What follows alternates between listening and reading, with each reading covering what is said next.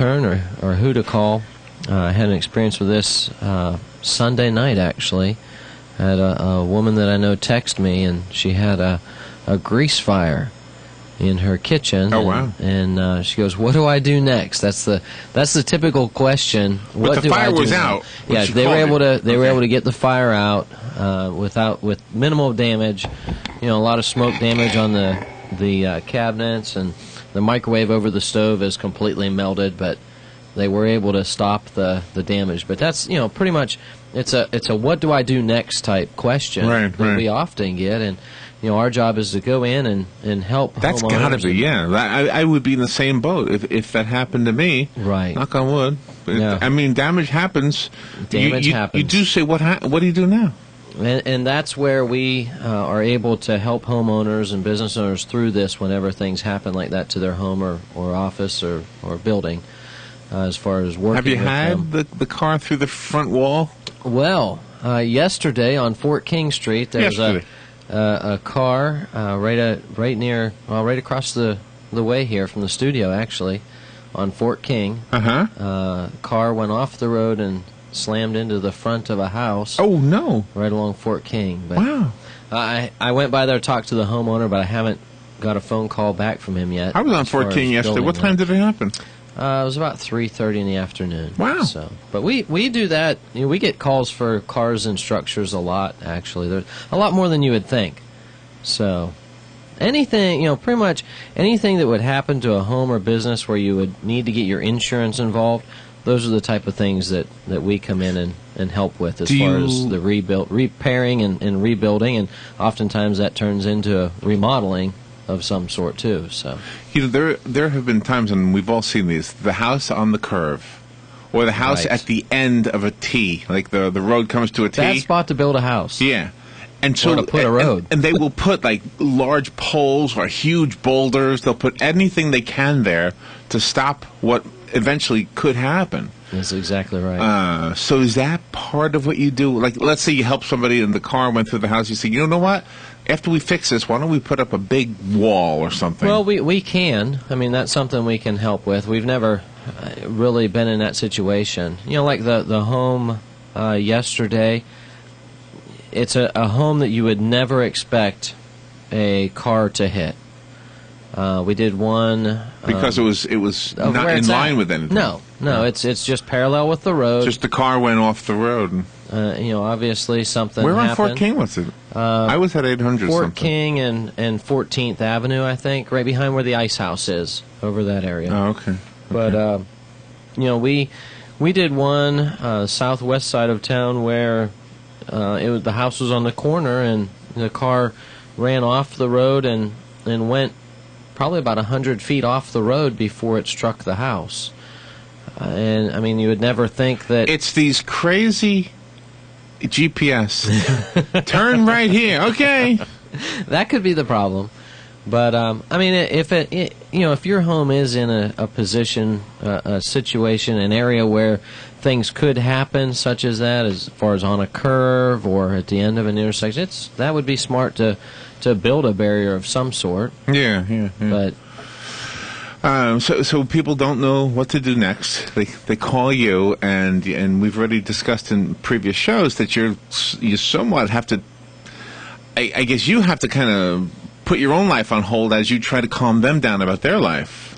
When it's funny you put it like that, because that's exactly it. Our job is interesting in the fact that we are on call 24/7. Well, that's kind of where I was kind of comparing you in my mind to a doctor.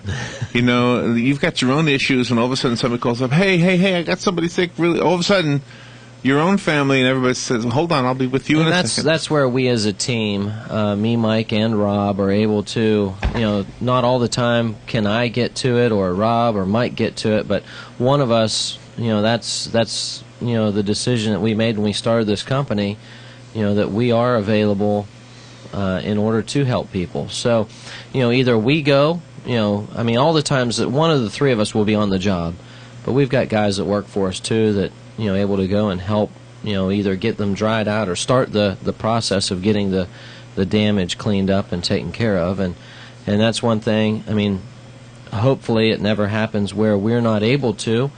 But we've also got other contacts that we've made with other other restoration companies that we work with, and if a job, and these are predominantly if a job is too large for us, or something happens where we need more help, we've got other companies that in the area that we can call to help us. Or I would feel comfortable even referring them to that job if for some reason we couldn't get to it. Have you ever had to fix a statue or something artistic like that, where there was like you really needed a specialist, somebody who could maybe sculpt a new leg or something? No, I've never. Or however that works, I don't. I wouldn't know what to do in a situation like that. Backed into my statue. Right. Well, I guess either get another one or I'm sure there's people that. Well, there was a story the other day about a statue that had its legs broken. Really? Somebody backed into it. Yeah. That's what made me think of it. Well, there's that place out 40 going towards Ormond Beach on the left-hand side has all those statues. Oh yeah. Another one there. Oh, yeah. Go get a another. big chicken. Isn't that amazing, that place? Have you ever stopped there? I have. I've got pictures in front of one of the dinosaurs, actually. And you did it just for the pictures, didn't you? It was for my nephew. It wasn't because you wanted to buy one of those big things. No, I don't know what I would do with a giant dinosaur. or a miniature Statue of Liberty. Yeah, or a giant bull. I don't know what I would do with that, but yeah. Or a chicken. Yeah, well, the guy's been in business for a long time. He must be some reason. I don't know what he does with them. I've never seen a giant chicken in I would yard. imagine, businesses would use that. It would make sense. I guess so. You wouldn't want to put it in your home, right? If you have a question for Joe, I guess I should mention this. You should call him right now because he's on the air. The WOCA Climate Control Source Hotline is 622-9622, and this is for damage control. Of course, Damage Control Services is the number you really want to write down. You can call right now and ask questions, but if there's damage, you don't want to call a radio station. You want to call Joe or Rob or one of the guys over at Damage Control. And what is that number while I'm mentioning it? That's 352-622-5135. That's our office number. Or you can reach me directly, 352-817-6574. Or available by email, joe@damageflorida.com. You have to be like a jack of all trades to do what you do? Or you have to know how to work with plaster and wood and metal and concrete and everything. Either that or know people that know how to do it. Electricity, everything. Exactly, and that's where a lot of times our job is just to organize and make sure everything is done. We bring in the specialists and the different trades, whether it be the flooring experts or concrete or block mason, electrical, air conditioning, whatever needs done. Speaking of climate control, whatever trade we need, we organize to get that, get those people in there to take care of the problem.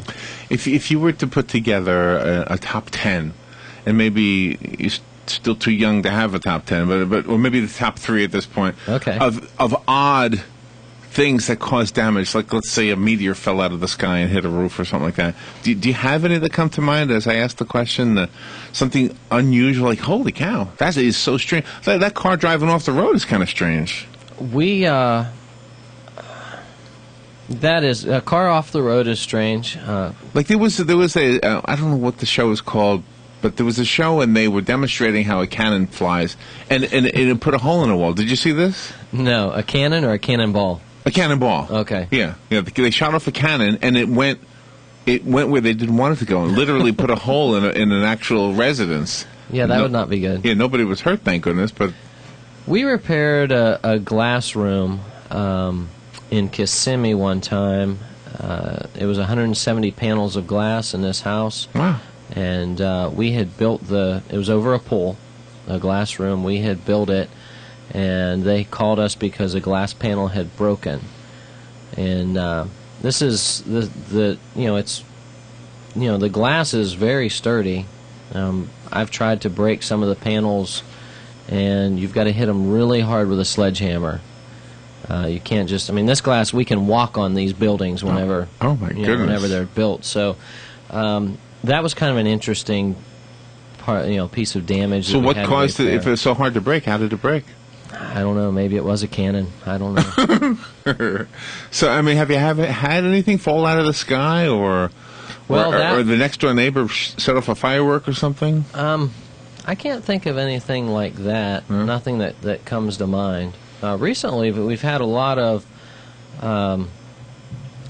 calls recently for water intrusion coming into a building, coming into buildings. 3 jobs in particular I can think of that.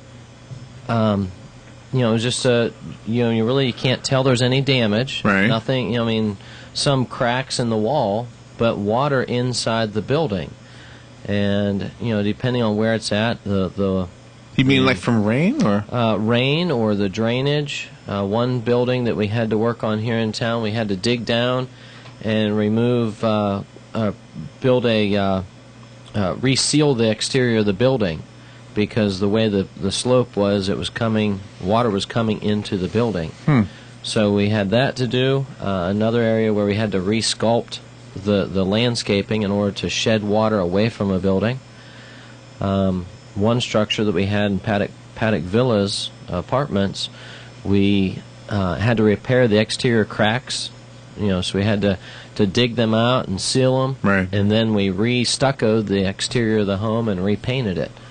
So in order to prevent further damage and further leaks. Right. So once we did that, then we went to the inside of the home after it was dried out and made repairs to the drywall and whatever had been damaged inside. So those are some. And we had one recently here northeast side of town where a woman, she called me, and one of the bedrooms in the home had standing water in it, in half of the room. The carpet, not necessarily, it wasn't deep, but the carpet and the padding was soaking wet. Wow. And we called a plumber in to do a leak detection, and the only thing that he was able to find was it was coming in from the exterior. All the plumbing was fine. It was a hose bib that she had outside was turned on. The hose was leaking, and it was creating so much water outside of the home that it had come in through some cracks in the wall. So, wow. Yeah. There's a story in today's news. It's very important to make sure the exterior homes are always sealed. Fresh paint is important. Maintenance. Yeah. Things like that to make sure. Joe, you just reminded me of a story This ought to be good. in today's news. And I wanted to ask you about something that this story makes me ask. All right, an insurance company is being investigated by whoever in the state of Florida for deceptive business practices. What they're doing, I'll just tell you the gist of the story. They're sending out basically advertisements, but they look like bills from the government. And what they say is that it says, your home has appeared in our review as being without insurance for the water line leading from the home to its connection in the water system. With the water system. A repair or replacement could cost you thousands of dollars, and then it looks like an official notice, and it says your status is pending. You have 30 days to respond, and by responding, you're agreeing to pay $4.99 a month for this insurance to protect the water line from the house to the water supply. $4.99 a month. Oh. Yeah, for the insurance to protect that. Now, assuming it's a real insurance company, which the people at the company, which is called Home Serve USA, they say, no, we're a real insurance company. It's just that our advertising looks like a bill. So people pay it thinking, okay, I got to pay this bill to the government. And that's why it's a story. But the question it brings up is, that part, that pipe that goes from the main line, like at the sidewalk area or whatever, to the house, that's our responsibility, isn't it? I don't know the answer to that. That's what it sounds like. According to that is what it sounds like. So if something breaks, that would make sense. There, the city of Ocala, for example, wouldn't pay for the repairs. But if it was beyond that connecting point, then it was their responsibility. Makes sense, right? That makes sense. I'm not sure how that works. So if that pipe sounds breaks, likely. But wouldn't homeowners insurance cover the whole home, the pipe that goes to the outside and everything? That's a very good question. We just don't know. Sounds like a question that we'd need to ask an insurance agent. And that's where that's one of the things that's very, very important is to know exactly what is covered. Yeah. Make sure that whenever you get a policy to cover your belongings, to make sure that's covered. We're dealing with a home right now, and the home caught fire, and the guy had an antique Bronco in the garage, and it was about 97% completely restored. About 97% of it was, to completion. And the home caught fire, and the fire was directly in front of where this Bronco is, and it is completely destroyed. There's no saving any part of it now. Really? It was his father's Bronco, and pretty much his insurance company told Bronco, him like the vehicle that O.J. Simpson was Ford driving? Bronco, yeah. Okay. This is an antique one, though. Okay. How far back does the Bronco go? I don't know. Okay. I think it's from the 70s is what this one was, but the insurance company told him that it is not covered. Huh? Even though it was inside the home. Yeah. I was telling an insurance agent about this, and she said, "Oh no, his homeowner's insurance would cover that." Oh wow. So, I don't know. I haven't seen his policy, this homeowner's policy, to know exactly. But that's where it's important to sit down with your insurance agent and find out exactly what you have covered in your home. What your insurance covers, because you never want to, get into a situation and find out, oh no, this isn't covered, when you think that it is. Yeah, yeah. The home, for example, yesterday that the car ran into, he does not have homeowner's insurance. In this situation, the auto insurance would cover that, the person that hit the home. But let's just say, for example, it was a tree that fell on the home. He is not insured. He has to come out of pocket in order to take care of this, expense to rebuild rebuild and repair and rebuild, and even possibly stay somewhere else. So insurance can be costly, and oftentimes people opt not to get it. Right. But yet, if you need it, if something happens and you need your insurance, that's why that's why it's called insurance. You never want to have to use it, but it's good to have it when you do need it. That's the one thing you don't really want to spend money on, but you don't want to spend money on the alternative either. And you want to make sure that you're properly covered, because if not, you're paying for it out of pocket. And just for the listener's sake, Joe is not selling insurance. Nope. He's just warning you. But I know lots of insurance agents if you need a recommendation. But you show up on the scene, and going back to the first thing we were talking about is the person who calls up and says, "What do I do now?" When you start to tell them what you do now, there's dollar signs involved. Yes. And if they don't have insurance, those dollar signs hurt. Well, yeah, either you have the insurance to cover to fix it, yeah, or you have to come, pay for it out of pocket, your own, take care of it for yourself. And that's something that, oftentimes people don't have excess money just lying around to take care of these problems. So if an airplane went overhead and a wheel fell off and put a hole in my roof, and I do not have wheel from airplane coverage, would I be covered with just homeowner's insurance? Your homeowner's insurance would cover it. So it doesn't have to but specifically say. But you would also probably be having a claim against the airlines that this happened to, because that would be a huge news story. All right, well, then what about a meteor where you can't sue God, obviously. Right. What would you do? That's what they call acts of God. So your homeowner's insurance would cover that. Uh-huh. Hopefully it didn't cause, enough damage to destroy the home. But maybe you can sell that meteor to, like, the Smithsonian or something. You probably could make some money on this. It would be a huge story for sure. So it's a never-ending. There's a new story for you every day, maybe more than one per day. Well, yesterday morning, I started with the grease fire. Then I get a phone call about the car in the home, so I drove by there, talked to that homeowner, and then last night it was about 9:30. I get a phone call for a pipe that's leaking. And I had to go turn the water off of a home and set up of a building here in town, and set up fans in order to. They had the fans there, so I just helped them set them up. But if it was fortunately where the leak was, it wasn't causing damage.